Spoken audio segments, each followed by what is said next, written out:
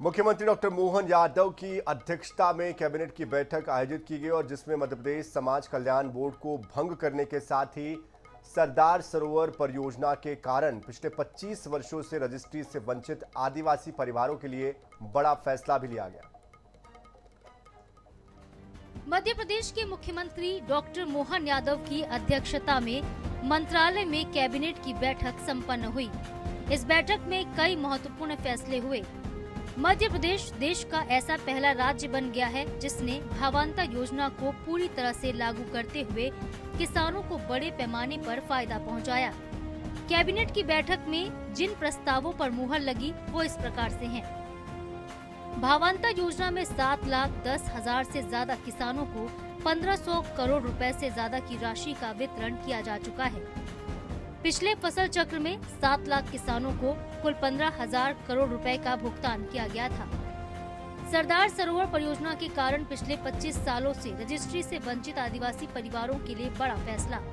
बाणसागर बांध परियोजना से जुड़ी 2 नई योजनाओं को भी मंजूरी। वित्त विभाग की 8 योजनाओं के साथ ही कई अन्य योजनाओं की अवधि साल 2026-27 से 2030-31 तक बढ़ाने का फैसला। भावांतर योजना जो मध्य प्रदेश में बड़े सफलतापूर्वक लागू की गई और उसमें 7,10,000 से अधिक किसानों को 1,500 करोड़ रुपए से अधिक की राशि का वितरण किया गया। 2 परियोजनाएं यहाँ स्वीकृत हुई है। एक है धनवाही सूक्ष्म सिंचाई परियोजना और यह दोनों परियोजनाएं लिफ्ट इरिगेशन वो प्रेशर पाइप के माध्यम से हर एक के खेत में जाएगी। इसमें कोई जमीन का अधिग्रहण नहीं होगा, सिर्फ पंपिंग स्टेशन के लिए 1-1 हेक्टेयर भूमि का अधिग्रहण किया जाएगा। कैबिनेट ने मध्य प्रदेश राज्य समाज कल्याण बोर्ड को भंग करने का भी निर्णय लिया। बोर्ड के कर्मचारियों का महिला एवं बाल विकास विभाग में संविलियन करने के प्रस्ताव को भी स्वीकृति मिल चुकी है। Bureau report, INH news, Bhopal. Chhattisgarh के लिए अंतरिक्ष विज्ञान के क्षेत्र में आज एक ऐतिहासिक दिन रहा। नवा रायपुर के राखी गांव में प्रदेश के पहले अत्याधुनिक अंतरिक्ष केंद्र प्रोजेक्ट अंतरिक्ष संगवारी का लोकार्पण मुख्यमंत्री विष्णुदेव साय ने किया। इस मौके पर गगनयान मिशन से जुड़े हुए अंतरिक्ष यात्री शुभांशु शुक्ला, कैबिनेट मंत्री केदार कश्यप और गुरु खुशवंत साहब यहां पर मौजूद रहे। ये केंद्र जिला प्रशासन रायपुर, IDYM फाउंडेशन और Sarda energy and minerals limited के सहयोग से विकसित किया गया है। इसरो के मानकों पर बने इस केंद्र में छात्रों को सैटेलाइट निर्माण, संचालन और अंतरिक्ष मिशन का प्रैक्टिकल अनुभव भी दिया जाएगा। मुख्यमंत्री ने इसे प्रदेश के बच्चों के उज्जवल भविष्य की दिशा में एक बड़ा कदम बताया।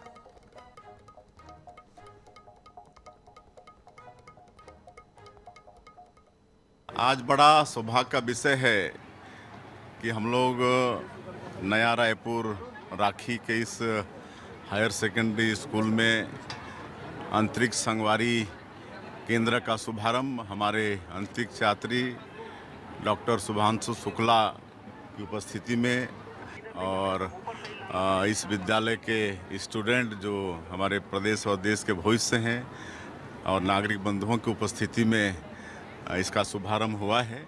राम राम छत्तीसगढ़। आप सभी को बहुत बहुत धन्यवाद मुझे यहाँ आमंत्रित करने के लिए। जब एक रॉकेट लॉन्च होता है तो उसमें बहुत एनर्जी लगती है, बहुत ज़्यादा। आप 0 किलोमीटर पर प्रति घंटा की स्पीड से करीब 30,000 किलोमीटर प्रति घंटे की स्पीड तक आप जाते हैं, तब आप अंतरिक्ष में पहुँचते हैं। अभी यहाँ आने से पहले एक उद्घाटन था जो स्पेस लैब का हमने उद्घाटन किया, क्लीन रूम का उद्घाटन किया और मैं देख रहा था कि वो क्लीन रूम में जाने से पहले लैब कोट पहन रहे थे, जूतों पे कवर लगा रहे थे, वो हेड गियर पहन रहे थे।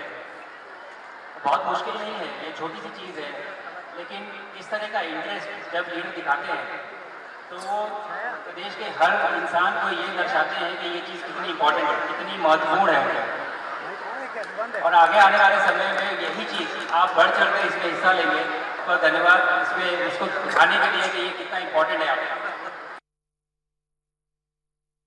जी बिल्कुल, देखिए अंतरिक्ष विज्ञान के क्षेत्र में छत्तीसगढ़ के लिए सबसे बड़ी जो उपलब्धि है वो आज का दिन है और तस्वीरें मैं आपको लाइव दिखा दूं। सबसे पहले एक्सक्लूसिव तस्वीरें हम INH पर दिखा रहे हैं, जहां पर आप देख पा रहे होंगे कि मुख्यमंत्री विष्णुदेव साय, अंतरिक्ष यात्री शुभ्रांशु शुक्ला, उनके साथ साथ जो कैबिनेट मंत्री है केदार कश्यप, कैबिनेट मंत्री गुरु खुशवंत साहेब, सभी को आप तस्वीरों में देख पा रहे होंगे। और स्कूली बच्चों से संवाद किया जा रहा है, मुलाकात की जा रही है और विज्ञान के क्षेत्र में कहीं ना कहीं एक जो बड़ी उपलब्धि है छत्तीसगढ़ के लिए वो आज का दिन है। अंतरिक्ष विज्ञान के क्षेत्र में छत्तीसगढ़ कहीं ना कहीं एक मील का पत्थर साबित होने वाला है। आज लोकार्पण है, आज जो मुख्यमंत्री विष्णुदेव साय पहुंचे हुए हैं, छात्रों से मुलाकात कर रहे हैं। एग्जीबिशन जो छात्रों ने लगाए, यानी कि जो अंतरिक्ष और विज्ञान से जुड़े हुए जो मॉडल्स यहाँ पर स्टूडेंट्स ने बनाए हैं उसके बारे में विस्तारित चर्चाएं जो है वो की जा रही है। छत्तीसगढ़ में विज्ञान के क्षेत्र में संभावनाओं पर जो बात है वो भी की जा रही है और लगातार जो यहाँ पे बच्चों से संवाद किया जा रहा है, आप जिस तरीके से देख पा रहे हैं, मुख्यमंत्री पहुंचे हुए हैं, कैबिनेट मंत्री पहुंचे हुए हैं और अंतरिक्ष यात्री शुभ्रांशु शुक्ला, लाइव आप INH पर सीधी तस्वीरें हम दिखा रहे हैं। और यहाँ पर राखी गांव में जो पूरा कार्यक्रम है वो आयोजित किया गया है। लाइव तस्वीरें देखिए, प्रदेश के मुखिया खुद यहाँ पर जो संवाद है वो कर रहे हैं, साथ में अंतरिक्ष यात्री मौजूद है। और अंतरिक्ष विज्ञान के लिए एक बड़ी बात है, सैटेलाइट निर्माण और संचालन का जो प्रैक्टिकल अनुभव है वो यहाँ के विद्यार्थियों को मिलेगा। साथ ही साथ प्रोजेक्ट अंतरिक्ष संगवारी का शुभारंभ आज किया जाना है। ग्रुप कैप्टन जो शुक्ला है वो ब्रांड एम्बेसडर होंगे।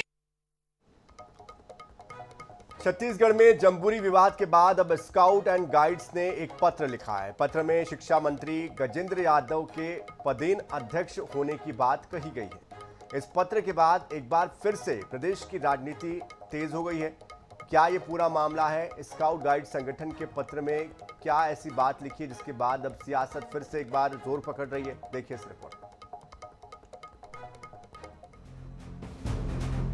छत्तीसगढ़ में जम्बूरी विवाद के बाद अब इस मामले में भारत स्काउट एंड गाइड्स के डायरेक्टर ने पत्र लिख स्थिति स्पष्ट की है।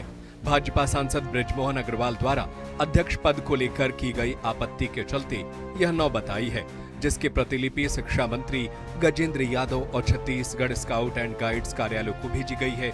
बृजमोहन अग्रवाल को संबोधित पत्र में लिखा गया है, मुझे आपको सूचित करने का निर्देश दिया गया है। Bharat scouts and guides Chhattisgarh राज्य संघ के अनुमोदित राज्य उपनियमों के अनुसार नियम 17(1) के तहत राज्य के मुख्यमंत्री, अध्यक्ष, उपाध्यक्ष और राज्य मुख्य आयुक्त को मनोनीत करेंगे। स्कूल शिक्षा मंत्री अपने पद के कारण राज्य संघ के अध्यक्ष होंगे। पत्र में लिखा गया, छत्तीसगढ़ सरकार के शिक्षा विभाग के अवर सचिव 13 दिसंबर को शिक्षा मंत्री गजेंद्र यादव को मुख्यमंत्री की अनुशंसा पर Bharat scouts and guides Chhattisgarh राज्य संघ का अध्यक्ष मनोनीत किया है। वैसे भाजपा सांसद बृजमोहन अग्रवाल की याचिका पर इस मामले के हाईकोर्ट में सुनवाई 12 फरवरी को होनी है। इधर इसे लेकर सियासत भी जारी है। ये तो पहले भी कहा गया, जो शिक्षा मंत्री हैं वो पदेन अध्यक्ष हुआ करते हैं और इसमें किसी भी तरीके से कोई हवा देने की कोशिश नहीं होनी चाहिए। बृजमोहन अग्रवाल जी वरिष्ठ नेता भी हैं, सांसद भी हैं। अगर वो उनको बुलाकर पार्टी बैठ के बात करती तो हो सकता है इस पर कोई समाधान होता, लेकिन भारतीय जनता पार्टी की गुटबाजी है, सबके रास्ते अलग अलग हैं और इस सब गुटबाजी का कारण सिर्फ जो पैसों का बंदरबाट हो रहा है, वो ज़्यादा पैसा मत कमा ले, ये ज़्यादा पैसा भ्रष्टाचार का मत रख ले। इसलिए चाहे वो रायपुर के सांसद की बात हो बृजमोहन अग्रवाल जी की, चाहे जो अभी गजेंद्र यादव अध्यक्ष बने उनकी बात हो, ये सब भ्रष्टाचार के पैसों को लूटने के लिए, छत्तीसगढ़ को लूटने के लिए खड़े हैं। छत्तीसगढ़ में नेशनल जम्बूरी के दौरान स्काउट्स एंड गाइड्स के अध्यक्ष पद को लेकर बड़ा विवाद सामने आया था। अब इस विषय पर नेशनल स्काउट्स एंड गाइड्स ने स्थिति स्पष्ट कर गजेंद्र यादव को अध्यक्ष करार दिया है। अब देखने वाली बात होगी कि इस पत्र पर बृजमोहन अग्रवाल की क्या प्रतिक्रिया होगी, वे इसे स्वीकार करेंगे या नहीं। रायपुर से NS24/7 के लिए गौरव शर्मा की रिपोर्ट। मैहर जिले के करोंदी काप क्षेत्र की नादन हरिजन बस्ती से शिक्षा व्यवस्था को शर्मसार कर देने वाली घटना सामने आई है, जहां पर एक शासकीय विद्यालय में पदस्थ शिक्षक ड्यूटी के दौरान नशे की हालत में पहुंचा। हैरानी की बात तो तब है जब नशे में धुत होकर जमीन पर ये गिर पड़े और उसके बाद यहाँ आसपास के लोग एकत्रित हुए। वीडियो में आसपास के स्कूली बच्चे भी हैं, ग्रामीण भी हैं, और वो कुर्सी लगाकर इस नज़ारे को देखते रहे और मज़े लेते रहे। वीडियो ने शहर की शिक्षा व्यवस्था को न सिर्फ सवालों के कटघरे में खड़ा कर दिया है, बल्कि शासकीय विद्यालयों में किस तरह के हालात हैं, किस तरह से लापरवाही बरती जा रही शिक्षा को लेकर, उसको भी फिर से एक बार उजागर कर दिया है।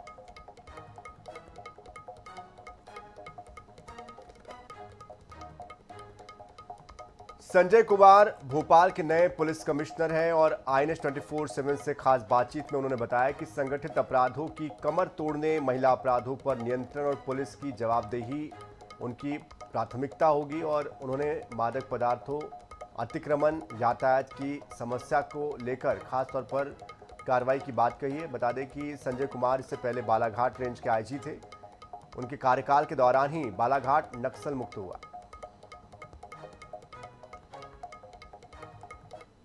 संजय कुमार अब भोपाल पुलिस कमिश्नर बनाए गए हैं और इस वक्त हमारे साथ हैं। लंबे समय तक वो बालाघाट रेंज IG रहे हैं और उसके पहले BSF में भी बतौर DIG उन्होंने पद संभाला है। साथ में बातचीत करेंगे। सर, काफ़ी महत्वपूर्ण पद पे पहले आप रहे हैं, खासकर अगर बालाघाट की बात करें तो बालाघाट में आप ही के नेतृत्व में मध्य प्रदेश नक्सल मुक्त हुआ है। DIG बतौर आपने BSF में भी काम किया है। दोनों ही जगह के तजुर्बे भोपाल में किस तरीके से इस्तेमाल करने वाले हैं? राजधानी इसलिए थोड़ा सा संवेदनशील हो जाती है राजधानी। ये जो नक्सल में अभियान में जो काम करते हैं तो वो जंगल वारफेयर का इशू रहता है, लेकिन उसमें जो एक इम्पोर्टेंट एस्पेक्ट होता है उसका इंटेलिजेंस कलेक्शन। तो इंटेलिजेंस कलेक्शन सब जगह काम आता है। बड़े शहर के चैलेंजेस होते हैं, चाहे वो क्राइम है, ट्रैफिक है, ड्रग्स है, लॉ एंड ऑर्डर है, क्राउड मैनेजमेंट है, तो ये सब और क्योंकि भोपाल कैपिटल सिटी है तो इससे इनकी सेंसिटिविटी और बढ़ जाती है। तो इन सब एस्पेक्ट पे काम करेंगे। सर, ग्राउंड पर सबसे पहले जो निचला स्टाफ होता है जिसमें आरक्षक से लेकर ASI तक रहते हैं, कई बार ये देखा जाता है कि उनकी सेंसिटाइजेशन ना होने की वजह से कई बार पब्लिक डीलिंग में काफ़ी समस्या आती है। कई बार ऐसे सिनेरियो भोपाल में भी बने हैं। निचले स्टाफ को सेंसिटाइज करने की हर अधिकारी की कोशिश रहती है, आप तो कैसे करने वाले हैं? वो देखो, उसके पुलिस में अपने कई तरह के ट्रेनिंग चलते रहते हैं सेंसिटाइजेशन के, लोगों से कैसा व्यवहार करना है, खासकर महिलाओं और बच्चों से या बुजुर्ग व्यक्तियों से, तो उसका ट्रेनिंग चलती रहती है। सीनियर ऑफिसर भी फील्ड में जब इंस्पेक्शन होता है या उनका विजिट होता है तो उनकी तरफ से भी इन चीज़ों के बारे में बताया जाता है। तो सेंसिटाइजेशन एक रेगुलर प्रोसेस है और इसमें टेक्नोलॉजी का भी यूज किया जाता है, तो वो बहुत ज़रूरी है खासकर भोपाल जैसे शहर के लिए। संजय कुमार इस वक्त हमारे साथ हैं। उन्होंने साफ तौर पर कहा है कि टेक्नोलॉजी का इस्तेमाल आने वाले दिनों में वो करेंगे। भोपाल से INS न्यूज़ के लिए कैमरामैन हरिवल्लभ चौबे के साथ गौरव गुप्ता। बिलासपुर जिले से कोटा थाना क्षेत्र में सोमवार को 2 रसूखदारों के बीच जमीन के बेजा कब्जे को लेकर विवाद हो गया। पुरानी रंजिश को लेकर आधी रात कहासुनी होने के बाद मामला तलवार से हमले तक जा पहुंचा। यहां तक थाना परिसर के बाहर भी दोनों पक्षों के बीच जमकर धक्का मुक्की तक हो गई। शुरुआती मारपीट का एक CCTV फुटेज सामने आया है जो कि INS के पास है और जिसमें एक शख्स अपने घर के दरवाजे के पास अपने 2 पहिया वाहन को निकाल रहा है। सड़क की ओर से गाड़ी में पहुंचे छोटे महाराज ने राम सोनी पर हमला कर दिया, जो तस्वीरों में कैद हो गया। अपने बचाव में राम सोनी ने हमलावर को पकड़कर नीचे गिरा दिया। राम सोनी के घर पर लगे CCTV कैमरे में ये तमाम घटनाक्रम कैद हो गया और जिससे कि अब घर वाले ये कह रहे हैं कि छोटे महाराज दोबारा आए और तलवार लेकर आए। और उसके बाद इधर SSP ने कहा है कि जांच के बाद ही कार्रवाई के निर्देश दिए गए हैं और छोटे महाराज और राम सोनी दोनों को अलग अलग बड़े राजनीतिक पार्टियों से जुड़े होने की बात उनकी सामने आई है, जिनके बीच पुरानी रंजिश चल रही थी और कुछ दिनों पहले तहसीलदार की मौजूदगी में कब्जा तोड़ा जा रहा था। उस समय राम सोनी और छोटे महाराज के बीच विवाद हुआ और उसके बाद छोटे महाराज सोमवार की रात राम सोनी पर हमला करने पहुंचे और जिससे कि राम के हाथ में गंभीर चोट आ गई है। तो दरअसल ये पुरानी रंजिश से जुड़ा मामला है, दोनों ही राजनीतिक दलों से जुड़े हुए लोग हैं और इस हमले के बाद अब इस पर आगे जांच कार्रवाई की जा रही है। जमीन के कुछ हिस्से को लेकर विवाद था जिसमें कि इनके बीच में आपस में झगड़ा हुआ और झगड़ा हुआ उसके बाद फिर चोट लगी। इसके बाद दोनों पार्टी थाने आए। थाने में एफआईआर करने के लिए उनकी एफआईआर लिखी जा रही थी। फिर अचानक से दोनों पक्षों ने कि नहीं एफआईआर नहीं करेंगे और एक समझौते जैसी स्थिति उनकी निर्मित होके वो वहां से थाने से चले गए। लेकिन इसके बावजूद भी थाना प्रभारी को निर्देशित किया गया है कि जो चोट लगी है जिस पक्ष को, जिसमें कि बता रहे हैं कि शार्प इंजरी है, तो वो कैसे आई है और उसमें किसी न किसी तरीके से उसमें विधि सम्मत कार्रवाई जरूर करें, ऐसा निर्देशित किया है। तो इसी के साथ न्यूज अपडेट में इतना ही। ताज़ा खबरों के लिए, अपडेट्स के लिए आप बने रहिए INS 24/7 के साथ। नमस्कार।